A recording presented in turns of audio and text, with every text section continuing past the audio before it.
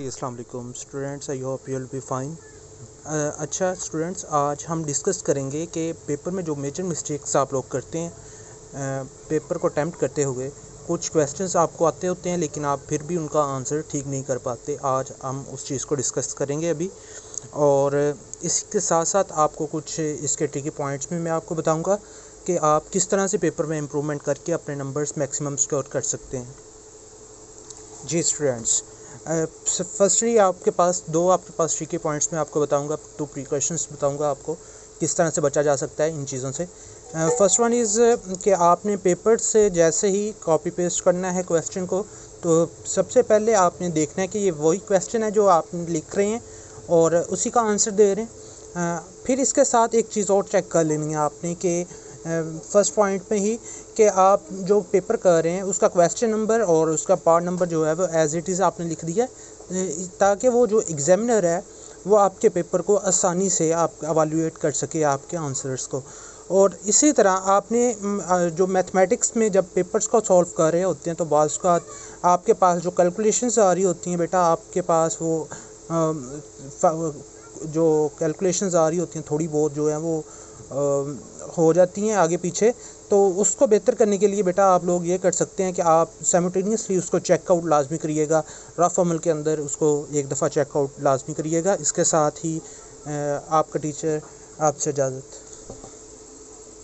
Students, अगर आप paper को सॉल्व करते हुए आपके पास फॉर एग्जांपल क्वेश्चन नंबर आप 2 को स्टार्ट कर रहे हैं, क्वेश्चन नंबर 2 के ऊपर आपने क्वेश्चन नंबर 2 लिखना है। इसके नीचे अगर आपके पास पहले क्वेश्चन में 9 क्वेश्चन जो है वो अटैम्प्ट करने होते हैं या 8 क्वेश्चन अटैम्प्ट करने होते हैं, जितने भी क्वेश्चन आपने अटैम्प्ट करने हैं उनको बाय सीरीज़ आपने अटैम्प्ट करने हैं। ये नहीं करना कि आपने कि यहाँ पर अगर आपने क्वेश्चन नंबर 2 के पार्ट नंबर 1 करवा के अगर आपको सिर्फ और सिर्फ पहला पार्ट आता है तो इसके बाद क्वेश्चन नंबर 3 का आपने दे दें, क्वेश्चन नंबर 3 का दूसरा पार्ट दे दें। बिल्कुल इस तरह नहीं करना। ये आपके मार्क्स पे बड़ा डिपेंड करता है कि आप जो जब एवेलुएट वो कर रहा होता है सब एग्जामिनर, तो वो इस चीज़ को बड़ा नोट करता है। और एग्जामिनर्स के पास आपने एग्जामिनर को आपने आसानी देनी है, तो अगर आप एग्जामिनर को आसानी देंगे तो वो ज़ाहिर सी बात है वो जो एग्जामिनर होगा वो आपके लिए भी आसानी पैदा करेगा, और इससे ये करने से अवॉइड करना है। और इसी तरह आपने क्या करना है, अगर क्वेश्चन नंबर 2 को स्टार्ट किया तो क्वेश्चन नंबर 2 का जितने पार्ट आपको आते हैं वो आपने ऑलरेडी ऊपर जो है वो अटैम्प्ट कर लेने हैं।